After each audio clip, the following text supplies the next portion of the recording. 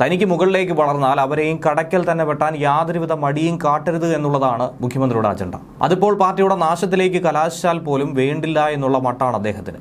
തനിക്ക് ശേഷം ആരെന്ന ചോദ്യത്തിലാണ് മറ്റുള്ളവരെ ഒരുപക്ഷെ പിണറായി വിജയൻ വിരട്ടുന്നത്. തനിക്ക് ശേഷം പാർട്ടിയുടെ നാശമെന്ന് പലരെയും കൊണ്ട് പറയിപ്പിക്കാനും തുടങ്ങി. ബാലൻ AK-47 പോലെ ഈനാബേജിയെയും മരപ്പട്ടിയെയും വെടിവെച്ചതും അതുകൊണ്ടൊക്കെ തന്നെയാണ്. പിണറായി കഴിഞ്ഞാൽ മുഖ്യമന്ത്രി കസേര റിയാസിന് എന്നൊരു കരക്കമ്പിയും ഇതോടൊപ്പം തന്നെ പരക്കുന്നുണ്ട്. ഏറെക്കാലമായി പറഞ്ഞു വയ്ക്കുന്നു. മികച്ച രീതിയിൽ വകുപ്പ് കൊണ്ടുപോകുന്ന റിയാസ് തന്നെയാണ് എന്തുകൊണ്ടും അടുത്ത മുഖ്യമന്ത്രിയാകാൻ യോഗ്യനെന്നാണ് വീണയുടെ അച്ഛൻ പോലും വിശ്വസിക്കുന്നത്. അല്ലെങ്കിൽ അങ്ങനെ വിശ്വസിക്കാൻ ഇഷ്ടപ്പെടുന്നത്, ആഗ്രഹിക്കുന്നത്. നാട്ടുകാർക്കും പാർട്ടിക്കാർക്കും അതങ്ങനെ അല്ലെങ്കിൽ പോലും. അപ്പോഴാണ് മരുമകനെ ചൊറിഞ്ഞുകൊണ്ട് സ്വന്തം പാർട്ടിയിലെ തന്നെ മൂത്ത സഖാക്കൾ കൂടി രംഗത്ത് വരുന്നത്. എന്നാൽ അതങ്ങനെ വെറുതെ വിടാൻ പറ്റാത്ത പിണറായി വിജയൻ പിന്നീട് കാട്ടിക്കൂട്ടിയ പുകിലാണ് ഏറെ കൗതുകകരമായിട്ടുള്ളത്. മുൻമന്ത്രി കടകംപള്ളി സുരേന്ദ്രനെയും CPIയിലെ വാഴൂർ സോമനെയും അതുകൊണ്ട് കടുത്ത ഭാഷയിൽ തന്നെ പിണറായി വിജയൻ സ്വന്തമായ ഒരു കമ്മിറ്റി വിളിച്ചുകൂട്ടി ശാസിക്കാൻ തീരുമാനിച്ചു. അതിനുവേണ്ടി പിണറായി വിജയൻ മുൻകൈയെടുത്ത് LDF പാർലമെന്ററി പാർട്ടി യോഗം വിളിച്ചു ചേർത്തു. അടിയന്തരമായി നിയമസഭയിൽ ടൂറിസം, വനം വകുപ്പുകൾക്കെതിരെ രൂക്ഷ വിമർശനമാണ് കഴിഞ്ഞ ദിവസം ഉന്നയിച്ചത്. അതിനെതിരെ തന്നെയാണ് ശക്തമായ ഭാഷയിൽ പ്രതികരിക്കാൻ പിണറായി വിജയൻ തയ്യാറായതും അദ്ദേഹത്തെ ഇത്രയധികം പ്രകോപിപ്പിച്ചതും. ഇനി മേലാൽ ഇത് ആവർത്തിക്കരുത് എന്നുള്ള താക്കീതും പിന്നാലെ തന്നെ നൽകിയിട്ടുണ്ട്. അതിൻ്റെ പൊട്ടിത്തെറികൾ ഇന്ന് തന്നെ നമുക്കെവിടെയും കാണാൻ കഴിയുന്നതാണ്. ഇതിനായി മാത്രം ഒരു യോഗം വിളിച്ചു ചേർത്ത മുഖ്യമന്ത്രിയുടെ നടപടി തന്നെയാണ് ശ്രദ്ധേയമായത്, അസാധാരണമായി വിലയിരുത്തുന്നത്.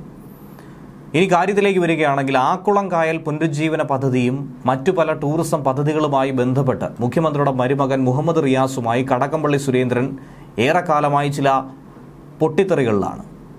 അതിൻ്റെ ഒരു പരിണത ഫലം തന്നെയാണ് നിയമസഭയിലടക്കം കണ്ടത്. പലതവണ ഇരുവരും ഒളിഞ്ഞും തെളിഞ്ഞുമൊക്കെ പല രീതിയിൽ ഏറ്റുമുട്ടുന്നത് മലയാളികൾ കണ്ടതാണ്. അതിനിടയിലാണ് ആക്കുളം കായൽ പുനരുജ്ജീവന പദ്ധതി നീണ്ടുപോകുന്നതിൽ ടൂറിസം വകുപ്പ് കാണിക്കുന്ന അലംഭാവത്തെ എടുത്തു കാട്ടി കടകംപള്ളി സുരേന്ദ്രൻ രംഗത്ത് വന്നത്. അതും നിയമസഭയിൽ തന്നെ. കടകംപള്ളിയെ കൂടാതെ തന്നെ CPI MLA വാഴൂർ സോമനും സർക്കാരിനെതിരെ രംഗത്ത് വരുന്നൊരു കാഴ്ചയുണ്ടായി. വകുപ്പ് മന്ത്രിമാരെ പറഞ്ഞാലും അതിൻ്റെ എല്ലാം പഴി ചെന്ന് വീഴുന്നത് മുഖ്യമന്ത്രിയിലേക്ക് തന്നെയാണ് എന്നുള്ള ബോധ്യത്തിൻ്റെ അടിസ്ഥാനത്തിലാണ് അദ്ദേഹം തന്നെ ഇതുകൊണ്ട് ഇതിന് തടയിടാൻ തീരുമാനിച്ചത്. കടകംപള്ളി മന്ത്രി PA മുഹമ്മദ് റിയാസിനെ ലക്ഷ്യമിട്ട് ശക്തമായ വിമർശനം ഉന്നയിച്ചപ്പോൾ വാഴൂർ സോമനാകട്ടെ NCP മന്ത്രിയായ AK ശശീന്ദ്രനെ നേർക്കായിരുന്നു. ഇടുക്കിയിലെ ഭൂപ്രശ്നങ്ങളിലാണ് വനം മന്ത്രി AK ശശീന്ദ്രനും CPI അംഗം വാഴൂർ സോമനും തമ്മിൽ നിയമസഭയിൽ ഏറ്റുമുട്ടിയത്.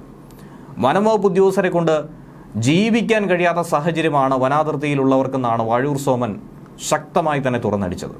ഇത് പിണറായി വിജയനെ അങ്ങേയറ്റം പ്രകോപിപ്പിച്ചുവെന്നുള്ളതും ചൊടിപ്പിച്ചുവെന്നുള്ളതും സത്യാവസ്ഥ. നിയമസഭയിൽ വനം വകുപ്പിന്റെ ധനാഭ്യർത്ഥന ചർച്ചയിലായിരുന്നു രണ്ടുപേരും തമ്മിൽ അങ്ങനെ ശക്തമായ ഏറ്റുമുട്ടലുണ്ടായത്. വകുപ്പിലെ കാര്യങ്ങൾ മിക്കതും തലതിരിഞ്ഞാണ് പോകുന്നതെന്ന് പറയാനാണ് സോമൻ DFO ഓഫീസിന്റെ കാര്യം എടുത്തു പറഞ്ഞത്. വന്യമൃഗങ്ങളെ കൊണ്ടും വകുപ്പ് ഉദ്യോഗസ്ഥരെ കൊണ്ടും ഒരു രക്ഷയുമില്ലാത്ത അവസ്ഥയാണ്. ജനങ്ങളാകെ പൊറുതിമുട്ടി. ഉദ്യോഗസ്ഥരുടെ പണി എന്താണെന്ന് മന്ത്രി ഇനിയെങ്കിലും പരിശോധിക്കണം. പാഞ്ചാലിമേട്ടിൽ ടൂറിസം വകുപ്പ് നടപ്പിലാക്കുന്ന പദ്ധതി 90% കഴിഞ്ഞു. അവിടെ പോലും സ്റ്റോപ്പ് മെമ്മോയുമായി വനം വകുപ്പ് ഉദ്യോഗസ്ഥരാണ് വന്നത്. മൗണ്ട് സത്രം പ്രദേശത്ത് എയർ സ്ട്രിപ്പ് നിർമ്മാണം പോലും തടസ്സപ്പെടുത്തി. വനം വകുപ്പിൻ്റെ സ്ഥലമെന്നാണ് അവകാശവാദം ഉന്നയിക്കുന്നത്. അതിൻ്റെ രേഖകൾ ചോദിച്ചാൽ അത് അവരുടെ കയ്യിലുമില്ല. വന്യമൃഗങ്ങൾ താലൂക്ക് ഓഫീസ് പരിസരത്തും കോടതി പരിസരത്തും നാട്ടിലുമൊക്കെ ചുറ്റിക്കറങ്ങി നടക്കുന്നു. അതിനെ ഓടിച്ചു വിടാനായി ഉദ്യോഗസ്ഥർക്ക് സമയമില്ല. റവന്യൂ ഭൂമി തരിച്ചു കിടക്കുന്നത് വിജ്ഞാപനം ചെയ്ത് വനമാക്കുന്ന തിരക്കിലാണ് അവർ.